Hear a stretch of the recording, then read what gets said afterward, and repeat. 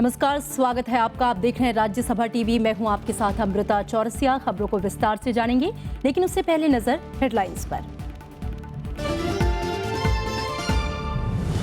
पहली बार नोटा के लिए होगा चिन्ह, ईवीएम पर उम्मीदवारों की होगी तस्वीर। 5 राज्यों में विधानसभा चुनाव का ऐलान। 4 अप्रैल से 16 मई के बीच मतदान।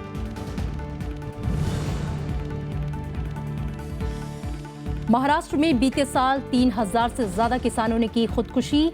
सूखा पीड़ित इलाकों का मुख्यमंत्री समेत कैबिनेट मंत्रियों ने किया दौरा। किसानों की कर्ज माफी की मांग।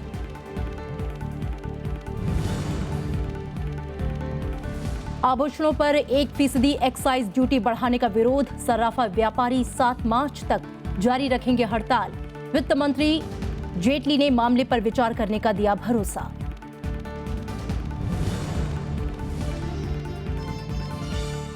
अस्थायी वर्किंग वीजा पर भारी फीस लगाने के अमेरिकी फैसले का विरोध। भारत ने WTO में दर्ज कराई शिकायत। कहा, general agreement on trade in service के नियमों का उल्लंघन।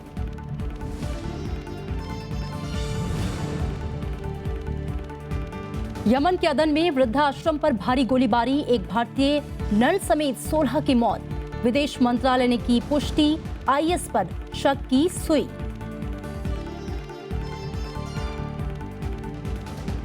और चलिए खबरें अब विस्तार से।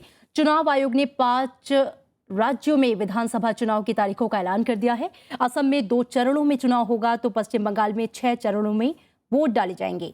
वहीं केरल, तमिलनाडु और पुडुचेरी में एक ही दिन वोटिंग होगी। नतीजे 19 मई को आएंगे और इन राज्यों में आचार संहिता लागू हो गई है। पहली बार नोटा विकल्प के लिए खास चिन्ह का इस्तेमाल किया जाएगा। वहीं ईवीएम पर उम्मीदवारों की तस्वीर लगाई जाएगी। 5 राज्यों में विधानसभा चुनावों की शुरुआत असम से होगी। राज्य में 2 चरणों में चुनाव होंगे। पहले चरण में 65 सीटों पर 4 अप्रैल को वोटिंग होगी। इसके लिए 11 मार्च को अधिसूचना जारी होगी। दूसरे चरण के लिए 61 सीटों पर 11 अप्रैल को मतदान किया जाएगा। इसकी अधिसूचना 14 मार्च को जारी की जाएगी। वहीं पश्चिम बंगाल में 6 चरण में मतदान होगा। बंगाल में पहले चरण में कुल 49 सीटों पर वोटिंग होगी, जिसके लिए 4 अप्रैल को 18 और 11 अप्रैल को 31 सीटों पर वोट डाले जाएंगे। इनके लिए 11 और 14 मार्च को अधिसूचना जारी की जाएगी। दूसरे चरण में 17 अप्रैल को राज्य की 56 सीटों पर वोट डाले जाएंगे, जिसके लिए 22 मार्च को नोटिफिकेशन जारी होगा। तीसरे चरण में 21 अप्रैल को 62, चौथे चरण में 25 अप्रैल को 49, 5वें चरण में 30 अप्रैल को 53 और छठे यानी आखिरी चरण में 5 मई को 25 सीटों पर मतदान होगा। केरल, तमिलनाडु और पुडुचेरी में एक साथ 16 मई को वोट डाले जाएंगे, जिसके लिए 22 अप्रैल को अधिसूचना जारी होगी। केरल में 140, तमिलनाडु में 234 और पुडुचेरी में 30 विधानसभा सीटें हैं। चुनाव आयोग ने 5 राज्यों में चुनाव की तैयारियां पूरी कर ली हैं। Flying squads, central police forces का मूवमेंट, किस vulnerable locations including slum areas जहां पे लोग वीकर सेक्शन के लोग रहते हैं, उसकी मॉनिटरिंग हमारे सेंट्रल ऑब्जर्वर्स करेंगे। हमारे सेंट्रल पुलिस फोर्स के स्टेट लेवल कोऑर्डिनेटर्स करेंगे और जिले के हमारे ऑब्जर्वर्स करेंगे। असम में पिछले 15 साल से कांग्रेस की सरकार है। वहीं पश्चिम बंगाल में TMC काबिज है। केरल में भी कांग्रेस की अगुवाई में UDF का शासन है। तमिलनाडु में AIADMK की सरकार है तो पुडुचेरी में ऑल इंडिया NR कांग्रेस की सरकार है। अखिलेश सुमन, राज्यसभा टीवी। और पश्चिम बंगाल में तृणमूल कांग्रेस यानी कि TMC अकेले चुनाव लड़ेगी। मुख्यमंत्री ममता बनर्जी ने कल कोलकाता में इसका ऐलान किया। उन्होंने विधानसभा चुनाव के लिए पार्टी उम्मीदवारों की सूची भी जारी की। ममता बनर्जी ने कहा कि राज्य में पूरी तरह शांति है। उन्होंने 6 चरणों में चुनाव कराने के फैसले का स्वागत किया और CPM से राजनीतिक संघर्ष जारी रखने की बात कही। বাংলায় তৃণমূল কংগ্রেস একাই লড়বে। CPM এর বিরুদ্ধে চিরকাল আমরা লড়াই করে এসেছি, কারণ চিরকাল আমি মনে করি এই রাজনৈতিক দলটি অলওয়েজ বন্ধ, হরতাল, স্ট্রাইক, ভেঙে দাও, গুড়িয়ে দাও এই চিন্তাধারায় বিশ্বাস করে। और असम में विधानसभा चुनाव की घोषणा के बीच कांग्रेस उपाध्यक्ष राहुल गांधी ने कल सिलचर में रैली की। उन्होंने आरोप लगाया कि असम में कई वादे करने वाली केंद्र सरकार ने राज्य का विशेष दर्जा ही छीन लिया। उन्होंने कहा कि पीएमओ से पूरे देश को चलाने की कोशिश हो रही है। दौरे के दूसरे दिन आज राहुल गांधी नगांव जिले में पदयात्रा करेंगे। 2 दिन के असम दौरे के पहले दिन कांग्रेस उपाध्यक्ष राहुल गांधी ने केंद्र की बीजेपी सरकार को कई मुद्दों पर घेरने की कोशिश की। उन्होंने कहा कि लोकसभा चुनाव के दौरान असम के लोगों से प्रधानमंत्री नरेंद्र मोदी ने कई वादे किए थे, लेकिन वादों को पूरा करना तो दूर, असम से उसका हक भी छीना जा रहा है। पहला काम, असम से उन्होंने स्पेशल स्टेटस छीन लिया। 5,000 करोड़ रुपए आपसे ऐसे उठा के छीन लिए। बराक वैली से छीने। 12 स्कीम थे, उनके पैसे काटे। कांग्रेस उपाध्यक्ष ने पूरे देश में एक तरह की विचारधारा थोपने का आरोप लगाया। उन्होंने कहा कि असम में पिछले 15 साल से शांति है, जबकि हरियाणा में बीजेपी की सरकार बनते ही हालात बदतर हो गए हैं। चाहे वो हरियाणा हो, गुजरात हो, असम हो, महाराष्ट्र हो, उत्तर प्रदेश हो, बिहार हो, जहां भी ये लोग जाते हैं, एक हिंदुस्तानी को दूसरे हिंदुस्तानी से लड़ाएंगे। इनके पास सिर्फ यही सोच है। उन्होंने मतदाताओं से कांग्रेस को जिताने की अपील की ताकि असम में अच्छे दिन बने रहें। उन्होंने कहा कि कांग्रेस की दोबारा सरकार बनने पर सिलचर और आसपास के इलाकों का पहले की तरह ध्यान रखा जाएगा। Bureau report, Rajya Sabha TV. और देशद्रोह के आरोप में जेल से रिहा हुए जेएनयू छात्र संघ के अध्यक्ष कन्हैया कुमार आगामी विधानसभा चुनाव में वाम दलों के लिए चुनाव प्रचार करेंगे। सीपीएम महासचिव सीताराम येचुरी ने कहा कि कन्हैया कुमार के अलावा वाम दलों का समर्थन करने वाले सभी छात्र चुनाव प्रचार करेंगे। उन्होंने कहा कि देश पहली बार वाम युवाओं की शक्ति देखेगा। क्यों नहीं, बंगाल के अंदर जितने भी लेफ्ट के सक्रिय कार्यकर्ता हैं वो सब भाग लेंगे, कन्हैया सहित हाँ वो करेंगे। अब ये देखिए, पहली बार अब कुछ नजर आ रहा है देश को कि लेफ्ट के लोग है क्या, लेफ्ट के नौजवान है क्या। और जब आप ही लोग ये इल्जाम लगा रहे थे कि लेफ्ट के साथ नौजवान नहीं जुट रहा, अब बताइए। और जेएनयू मामले पर राजनीति थमने का नाम नहीं ले रही।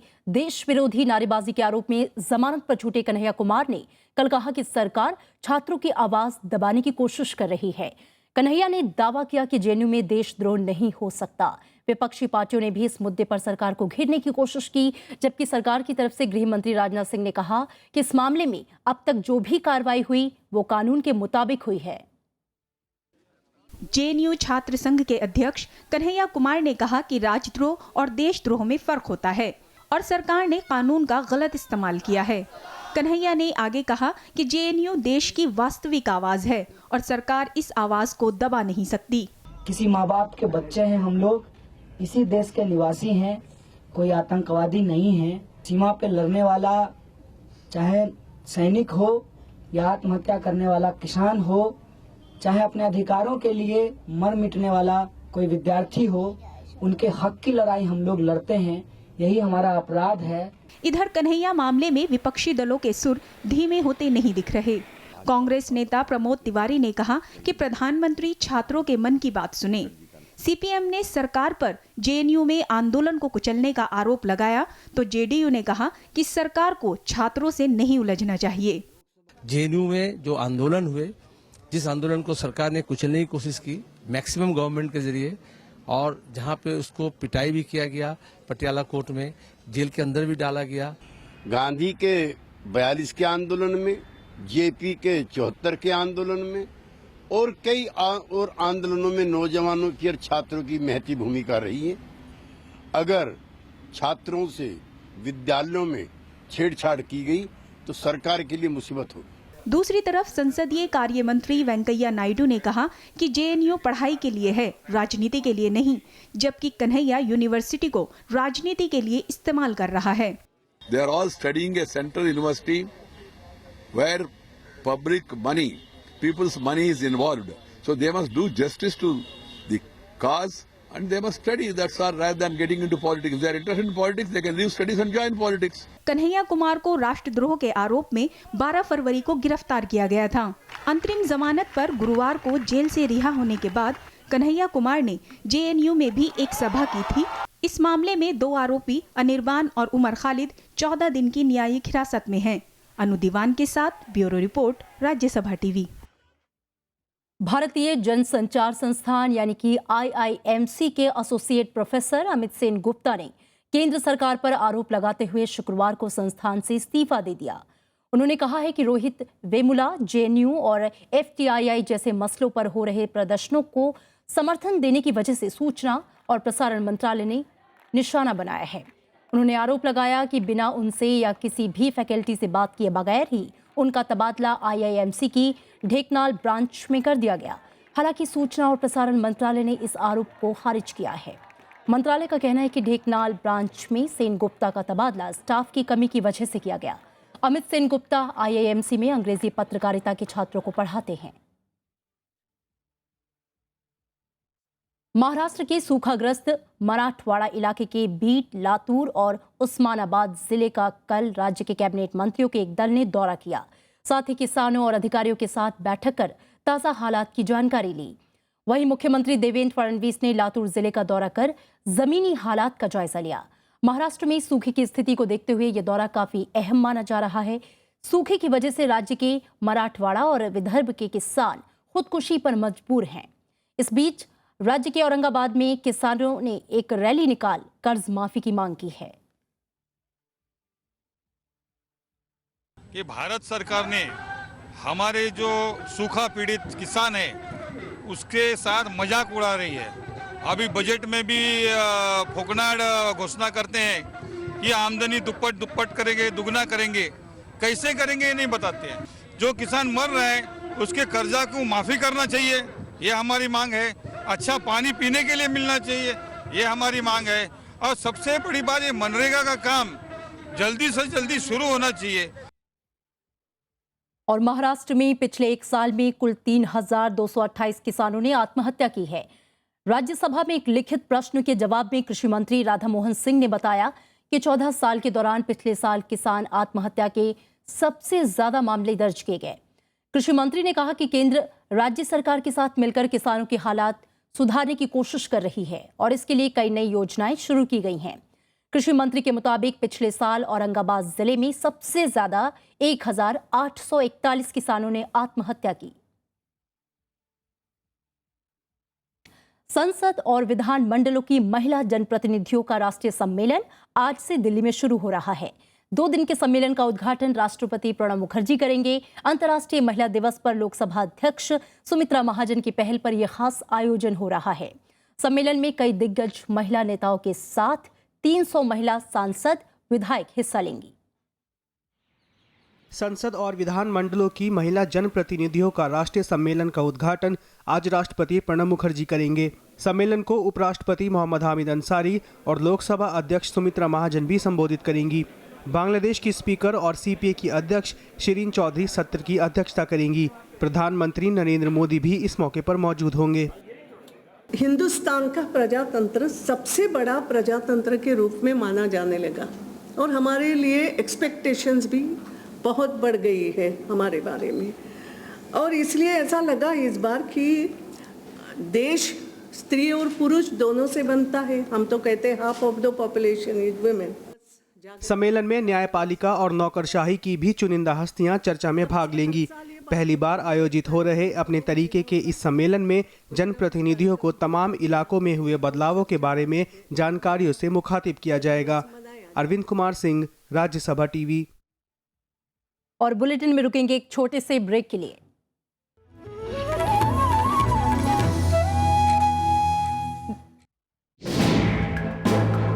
हिंदी का क्रांतिकारी उपन्यासकार, आंचलिक शब्दों को मुख्य धारा से जोड़ने वाला साहित्यकार, पर्दे पर लोक साहित्य की छटा दिखाने वाला बेजोड़ रचनाकार। उनकी नजर, उनका शहर में फणीश्वरनाथ रेणु का रचना संसार सिर्फ राज्यसभा टेलीविजन पर।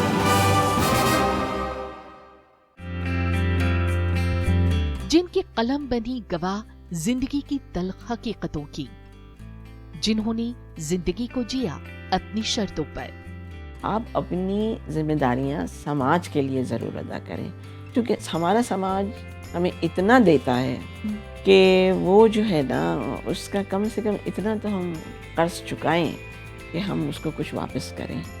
मिलिए शख्सियत में कलम की दुनिया के जाने पहचाने नाम जाहिदा हिना से, शनिवार रात 10:30 बजे और रविवार सुबह 11 बजे, सिर्फ राज्यसभा टीवी पर।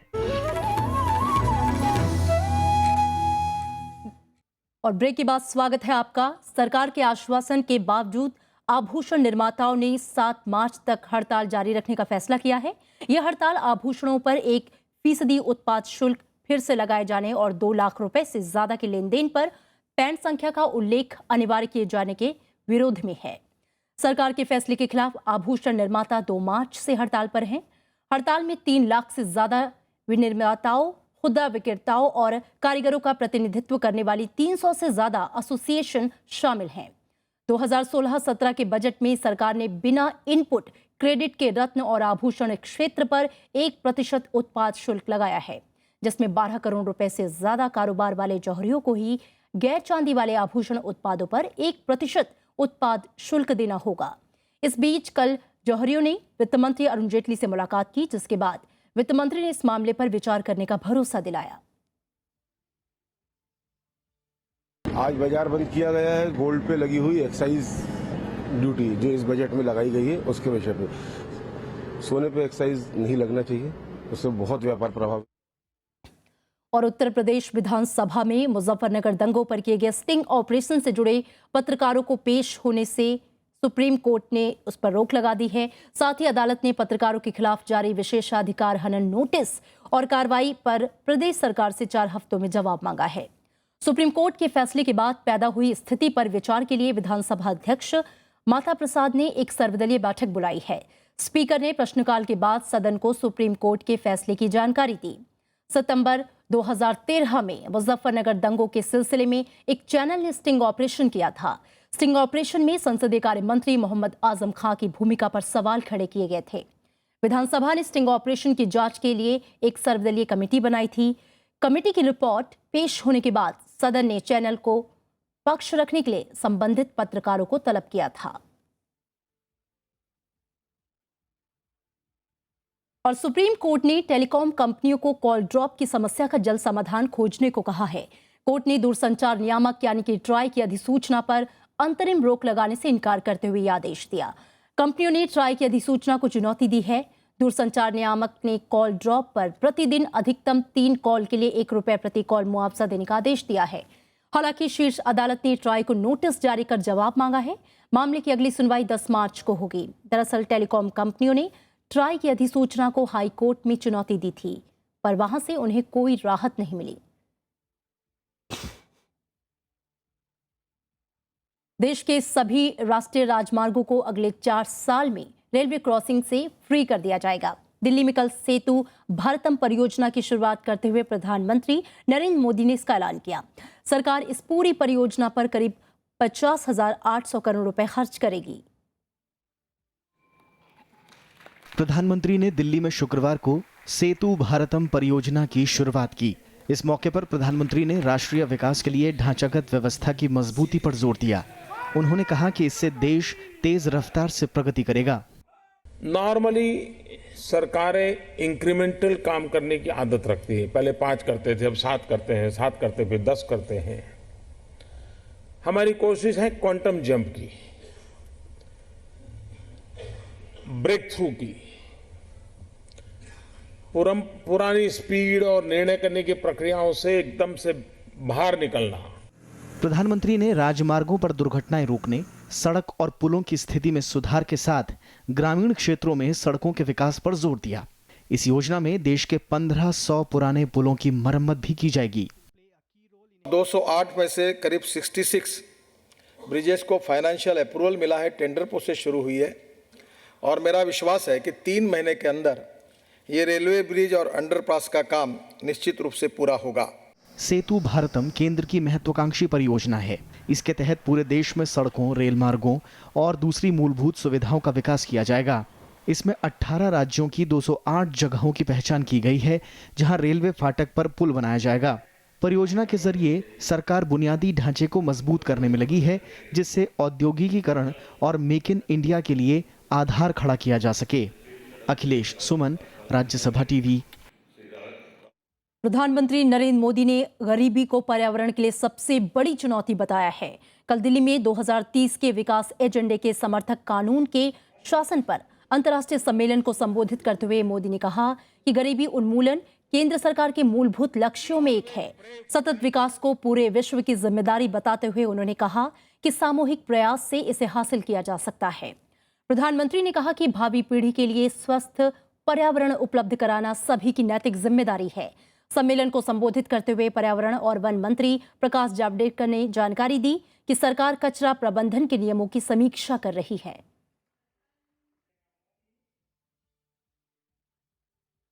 I'm sure all of us agree that poverty is the biggest challenge for environment. Therefore, eradication of poverty is one of the fundamental goals of my government. Guided by our core values, we are working towards achieving this goal with sincerity. I wish this conference. Lok Sabha के पूर्व अध्यक्ष PS Sangma का आज अंतिम संस्कार तुरा में किया जाएगा। उनका कल दिल्ली में निधन हो गया था। राष्ट्रपति, उपराष्ट्रपति, प्रधानमंत्री समेत कई नेताओं ने पीएस संगमा को श्रद्धांजलि दी। कांग्रेस अध्यक्ष सोनिया गांधी ने उन्हें पूर्वोत्तर की अहम आवाज बताया। पीएस संगमा 1977 में पहली बार तुरा निर्वाचन क्षेत्र से चुनकर लोकसभा पहुंचे थे। संगमा 6ठी लोकसभा से लेकर 16वीं लोकसभा के दौरान 9 बार निर्वाचित हुए। 1988 से 1990 तक वे मेघालय के मुख्यमंत्री भी रहे। संगमा 1996 से 1998 तक लोकसभा के अध्यक्ष भी रहे। उन्होंने 2012 में राष्ट्रपति पद के लिए भी चुनाव लड़ा, हालांकि वो इसमें हार गए। जनवरी में हुए पठानकोट हमले में शामिल आतंकियों की संख्या को लेकर विरोधाभासी रिपोर्ट के बीच केंद्र सरकार ने ये माना है कि घटनास्थल से आतंकियों के 4 शव के अलावा कुछ जले हुए अवशेष मिले हैं। गृह मंत्री राजनाथ सिंह ने कल कहा कि इन अवशेषों को फॉरेंसिक जांच के लिए भेज दिया गया है। ऑपरेशन को अंजाम देने वाले एनएसजी ने कहा था कि हमले में 6 आतंकवादी शामिल हैं, जबकि मामले की जांच कर रही एनआईए ने कहा था कि उन्हें सिर्फ 4 आतंकवादियों के ही शव मिले थे। इसके साथ ही एनआईए का कहना था कि बाकी आतंकवादियों के होने के निष्कर्ष पर पहुंचने के लिए सबूतों को खंगाला जा रहा है। और भारत ने अस्थायी वर्किंग वीजा पर भारी फीस लगाने के अमेरिकी फैसले के खिलाफ विश्व व्यापार संगठन यानी कि WTO में शिकायत दर्ज की है। अमेरिका ने पिछले दिनों L1 और H1B कैटेगरी में वीजा फीस बढ़ा दी थी। WTO की ओर से ये कहा गया कि ये मामला संगठन की विवाद निपटान कार्यवाही के दायरे में आ गया है। भारत का कहना है कि अमेरिका के इस फैसले से भारतीय IT प्रोफेशनल्स के हितों का नुकसान होगा। भारत का कहना है कि एक तरह से विश्व व्यापार संगठन के मानकों का उल्लंघन है। भारत ने अपनी शिकायत में कहा है कि वीजा के लिए फीस बढ़ाते समय general agreement on trade in service के नियमों का पालन नहीं किया गया है। अमेरिका में पिछले काफी दिनों से भारतीय प्रोफेशनल्स के बढ़ने का मुद्दा बना हुआ है। धार्मिक स्वतंत्रता की स्थिति पर चर्चा करने और इस पर रिपोर्ट तैयार करने के लिए भारत यात्रा पर आने वाले एक अमेरिकी आयोग को भारत सरकार ने वीजा देने से इनकार कर दिया है। US commission on international religious freedom के अध्यक्ष रॉबर्ट पी जॉर्ज ने कहा कि हम भारत सरकार की ओर से वीजा के लिए इनकार किए जाने पर बेहद निराश हैं। उन्होंने कहा कि एक बहुलतावादी, पंथनिरपेक्ष और लोकतांत्रिक देश और अमेरिका के करीबी सहयोगी होने के नाते भारत को हमें यात्रा करने की अनुमति देने का विश्वास रखना चाहिए। ये पहली बार नहीं है जब आयोग के सदस्यों को वीजा नहीं जारी किया गया। विश्व भर के देशों में धार्मिक स्वतंत्रता पर वार्षिक रिपोर्ट तैयार करने वाले सदस्यों को यूपीए शासन के दौरान भी वीजा देने से इनकार किया गया था।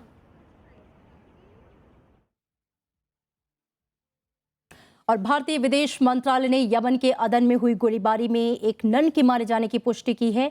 इससे पहले 4 भारतीय नन के मारे जाने की खबर आई थी, जिसका विदेश मंत्रालय ने खंडन करते हुए कहा कि वहां 4 नहीं बल्कि 1 नन की मौत हुई है। और इस बीच यमन में खतरनाक इलाकों में रहने वाले भारतीयों को स्वदेश लौटने की एडवाइजरी जारी की गई है। हमला शुक्रवार को यमन के प्रमुख शहरों में शुमार अदन के एक वृद्धाश्रम पर हुआ था। इस हमले में एक भारतीय नर्स समेत 16 लोग मारे गए। इसे आतंकी हमला माना जा रहा है और शक आईएस पर है, जो हाल के महीनों में यमन में पैठ बढ़ाने की लगातार कोशिश कर रहा है। यमन पर इस तरह का ये पहला हमला है। फिलहाल किसी संगठन ने हमले की जिम्मेदारी नहीं ली है।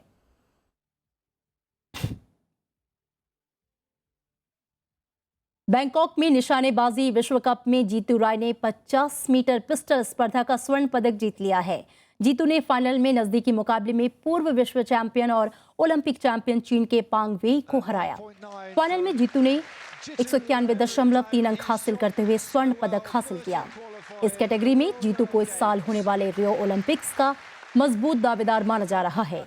जीतू का वर्ल्ड कप में ये कुल 5वां और दूसरा स्वर्ण पदक है। Not done too much on an international stage, but he certainly has announced himself now. India, gold and silver. Daniel Repakoli, the big man. और चलते चलते हेडलाइंस।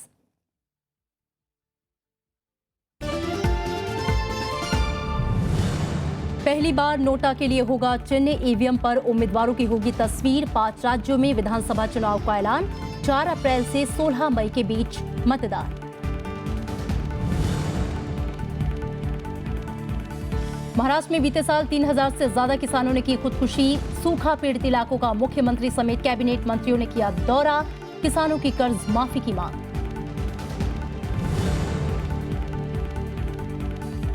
आभूषणों पर 1% एक्साइज ड्यूटी बढ़ाने का विरोध। सराफा व्यापारी 7 मार्च तक जारी रखेंगे हड़ताल।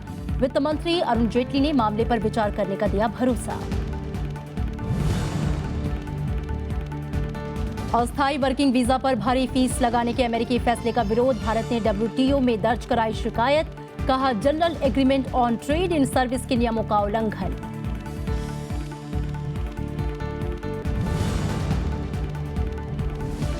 यमन के अदन में वृद्धाश्रम पर भारी गोलीबारी। एक भारतीय नर्स समेत 16 की मौत। विदेश मंत्रालय ने की पुष्टि। आईएस पर शक की सुई।